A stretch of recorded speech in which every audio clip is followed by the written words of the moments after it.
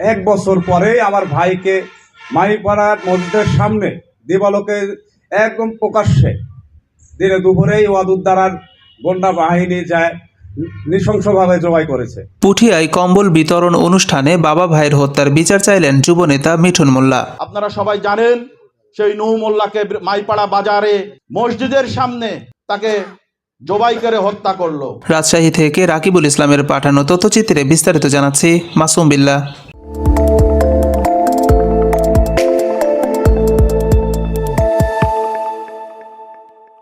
রাজশাহীর পুঠিয়া উপজেলার ৩ নং বানেশ্বর ইউনিয়নের শীতার্ত মানুষ শীতের তীব্র কষ্টে দিন কাটাচ্ছেন। এই তীব্র শীতে উষ্ণতার জন্য শীত বস্ত্রের প্রয়োজনীয়তা অপরিসীম।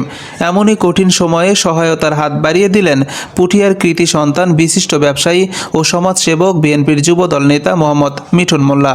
14 জানুয়ারি মঙ্গলবার বেলা 2টায় পুঠিয়া উপজেলার বিড়ালদহ মাজারে শীতার্তদের মাঝে 4 শতাধিক কম্বল বিতরণ করেন এই মানবিক নেতা।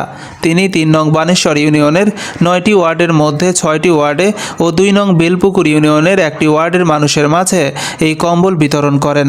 কম্বল বিতরণ অনুষ্ঠানের আয়োজক মিঠুন মোল্লা বলেন, এবং সবাইকে জানাই আমার আন্তরিক শুভেচ্ছা অভিনন্দন।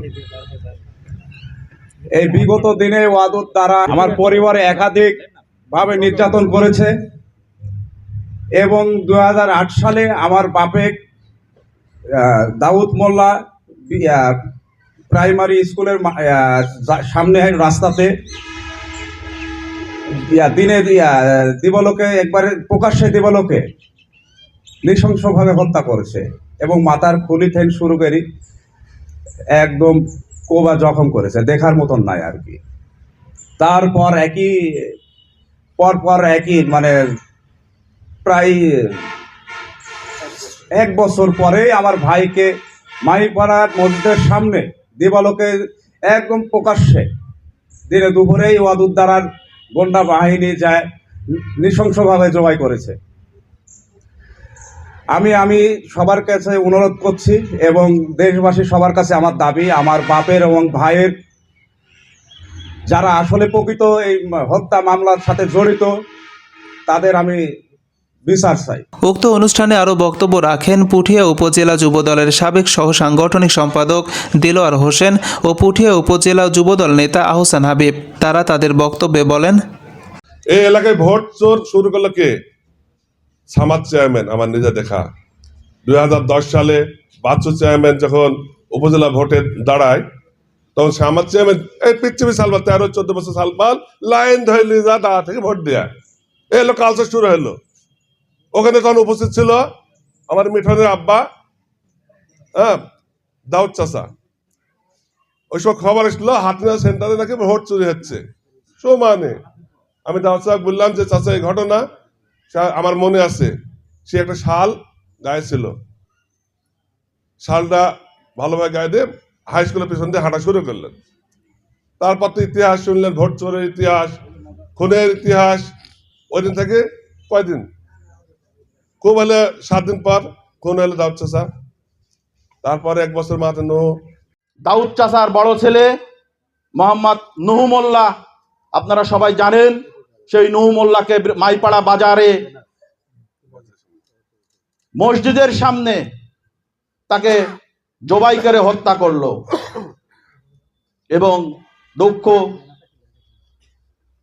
আমাদের একটাই যে এখনো সেই খুনিরা আমাদের সামনে বেড়ায়। তখনও তারা ক্ষমতার জোরে আমাদের চোখের সামনে সেই খুনিরা আমি দেখেছি। আমি জানি যে এই লোক আমার ভাইকে হত্যা করেছে এবং আমার চাচাকে হত্যা করেছে, কিন্তু এই লোক আবার আমার চোখের সামনে ঘুরে, কিন্তু পুলিশ প্রশাসন তাদেরকে গ্রেপ্তার করে না। তাদের নামে মামলা ছিল, কিন্তু তারপরও পুলিশ প্রশাসন তাদেরকে গ্রেপ্তার করেনি। এই খুনি দ্বারা তাদেরকে মদদ দিয়েছে, আইন নিজের মতো করে চালিয়েছে। অনুষ্ঠানে কম্বল নিতে এসে হতদরিদ্র বেলি বেগম বলেন, মিঠুন মানুষ হিসাবে খুব ভালো। সে বিএনপি করে বা তার বাপ ভাই হত্যা করেছে আওয়ামী লীগের সময় থাকতে। মিঠুন খুব ভালো। মিঠুন আমাদের পাশে থাকে সব সময়, বা কম্বল দিচ্ছে শীতে আমরা অনেকখানি উপকার পাচ্ছি। তার কম্বলটা খুবই আমরা উপকার পাইছি, বা সে আরো আগায় যাক তার জন্য দোয়া করি। এ সময় আরও উপস্থিত ছিলেন ৫ নং ওয়ার্ড বিএনপির সভাপতি নুরুল ইসলাম নবী, পুঠিয়া উপজেলার সাবেক যুগ্ম আহ্বায়ক মাহমুদুর রহমান সোহেল, ৮ নং ওয়ার্ড বিএনপির সভাপতি আজবাহার আলী, ৯ নং ওয়ার্ড বিএনপির সাংগঠনিক সম্পাদক আব্দুল বারী, মাসুদ দেওয়ান, সুমন, সবুজ, ওয়াসিম, সীমান্ত সহ প্রমুখ।